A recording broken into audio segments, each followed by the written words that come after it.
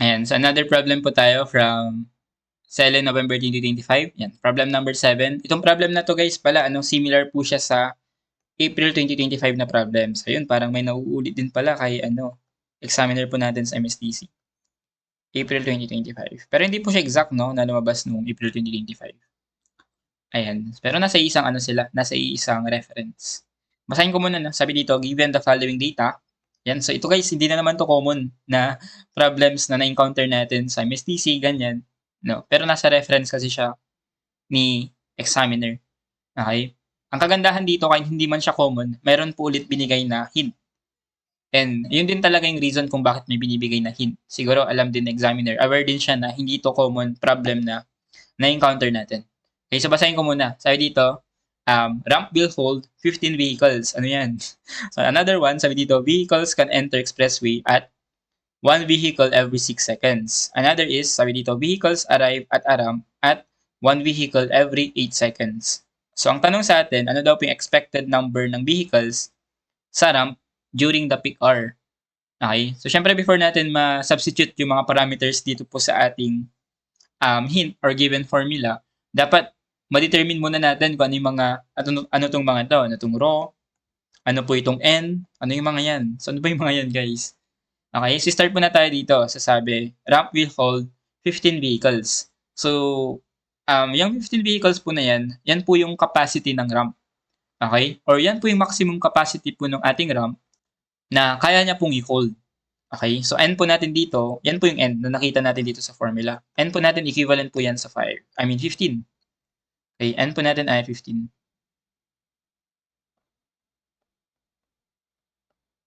Okay. So, dito another parameter na nakikita natin, si row. Ano kaya yung row na yan? Okay? So, yung row po na yan, guys, equivalent po yan sa ratio po nung ating, ano ba? Ratio po nung ating arrival rate tapos service rate. Pero ano na naman yung arrival rate tsaka service rate po na yan? Pero sulat na natin. Ang row natin, guys, equivalent po yan sa traffic intensity na equivalent po yan sa arrival rate divided by the service rate. Okay? So, lagay ko lang, no? Ito pong lambda natin, yan po yung arrival rate.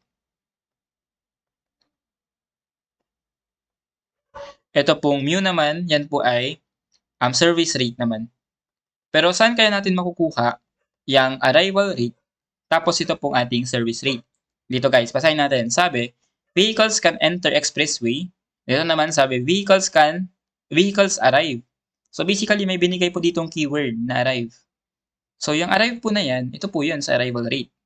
Okay? So therefore guys, pwede nating sabihin na ang arrival rate natin dito, hindi po siya 8 seconds, no? Basahin natin kung kompleto. Vehicles arrive at a ramp at 1 vehicle every 8 seconds. So therefore, arrival rate natin dito ay kung ilang vehicles po per seconds, and that is 1 vehicle per 8 seconds. Or equal po yan sa 1/8, no? And then, service rate naman natin guys, sabi dito, vehicles can enter at 1 vehicle every 6 seconds. So 1 vehicle naman every 6 seconds.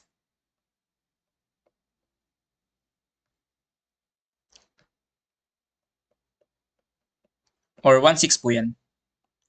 So therefore, dito masasolve na natin si row. Ang row po natin will be, arrival rate natin 1/8 divided by service rate naman po natin na 1/6. Okay, so solve muna natin to, no? Ito ay 1 divide 8. Wait lang, mode 1 muna tayo. 1 divide 8 divided by 1 divide 6. So equal to sa, ayan, 0.75. Ang row natin 0.75. So yun, ma-substitute lang po natin tong parameters na to. We have yung n ng kapal. We have here yung n. Tapos yung row natin na 0.75 dito sa ating given na formula. Substitute lang natin guys na we have here e function ng n equal po yan sa row natin na 0.75 divided by 1 minus 0.75. Ang haba. Parang nakakapagod. Multiply 2 pala. 1 minus n natin 15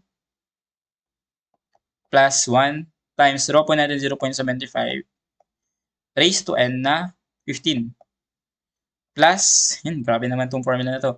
N natin 15, row natin 0.75, raised to n plus 1 or 15 plus 1. Divided by, grabe naman, 1 minus, row po natin 0.75 ulit, raised to n plus 1. N natin 15 plus 1. Okay? So ito guys, i-ano lang natin. Substitute lang natin or input lang po natin sa ating calculator. We have here 0.75 divided by 1 minus, itong ano guys, itong row gawin na lang natin ano yan, x na lang, no? Tapos i-calc na lang natin later para hindi masyadong maaning input natin. So, 0.75 minus 1 over 0.75, gawin natin x 0.75. Tapos i-calc na lang natin later, no? Times quantity, we have 1 minus 1 minus 15 plus 1. Okay? So, put lang natin. Ano pa? Times 0.75. Yung 0.75, again, i-represent na lang natin yung x, no? Tapos calc na lang natin later on. Raised to 15 plus 15 times 0.75. 0.75, gawin natin x yan. Ang haba. Nakakalula, ano? Raised to 15 plus 1.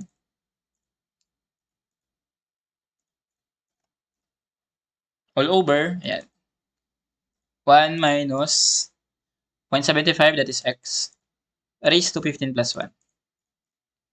Okay, so calc lang natin to at x is equal to 0.75. Yan po yung value ng ano natin, ng row. Tama ba? Row. And ang lalabas dito ay 2.83 or ano ba yan? 2.838 or 2.84. Ano to guys? Naka-vehicles po ito, no? Expected number of vehicles. Okay, so 2.84 po yung nakuha natin na sagot. Pero sa choices kasi, hindi siya naka-decimal. Baba ko na itong calculate. Naka-whole number po siya. 1, 2, 3, and 4. So possible po na tamang sagot dito ay, ano ba? Si 1, si 1, si 3 tsaka si 4. Ano ba? Si 2 tsaka si 3. No? X na po itong 1 tsaka 4. No? X na po si 1 tapos si 4. Ito na lang yung possible na sagot. 2 tsaka 3. No? 2 tsaka 3. Pero ano nga ba yung i-consider na sagot? Magra-round up ba tayo or magra-round down? Sa tingin nyo guys, round down or round up? So dito guys, no, it is safer na dapat ma-prepare po natin yung queuing problem to, na over-design kaysa po sa under-design. Kasi mas okay po or mas safe na mag-assume po ng mas maraming vehicle kaysa sa kulang. Okay? So kapag round down po kasi, 2 po yung makukuha natin dyan, no? Makakaroon po tayo ng overflowing sa daan. Okay? Or sa kalsada.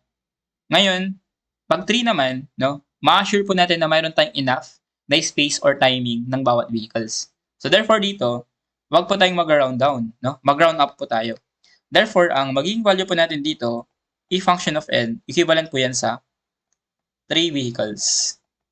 Or round up tayo dito, guys. Okay? So e sub n, e function of n natin dito or expected number of vehicles ay ito, we have 3 vehicles. So, ang sagot po natin dito ay 3. Ayun. So, guys, huwag kayong malula sa mga ganitong problems na napakahaba man po nung formulas na binigay. Hint po yan. Try nyo lang mag-substitute. No? Try nyo lang po mag-substitute. Try lang kayo na mag-try, guys, hanggang sa may mapalabas kayo. Pero, syempre, dapat, as much as possible, alam natin itong mga to.